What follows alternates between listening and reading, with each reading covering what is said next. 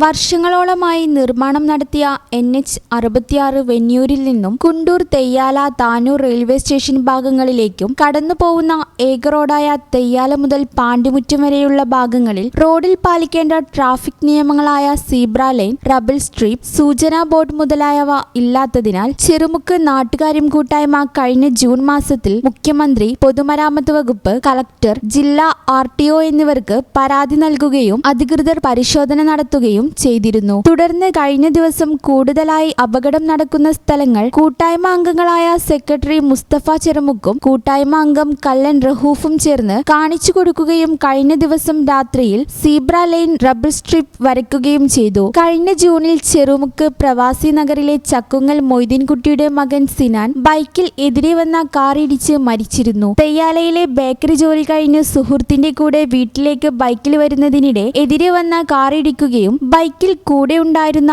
കൊടിഞ്ഞി ചള്ളിക്കുന്ന് സ്വദേശി വടക്കൻ അരീക്കോട്ട് മുർഷിദിന് ഗുരുതര പരിക്കേൽക്കുകയും ചെയ്തിരുന്നു. കാറിടിച്ചു മരിക്കാനിടയായ സംഭവത്തിൽ ചെറുമുക്ക് നാട്ടുകാരും കൂട്ടായ്മ സെക്രട്ടറി മുസ്തഫ ചെറുമുക്ക് നിരന്തരം അധികൃതരുടെ ശ്രദ്ധയിൽപ്പെടുത്തിയിരുന്നു. ഈ ചാനൽ ന്യൂസ്, തിരൂരങ്ങാടി. അൽ സലാമ ഹൈ ഹോസ്പിറ്റൽ റോഡ്, പെരിന്തൽമണ്ണ.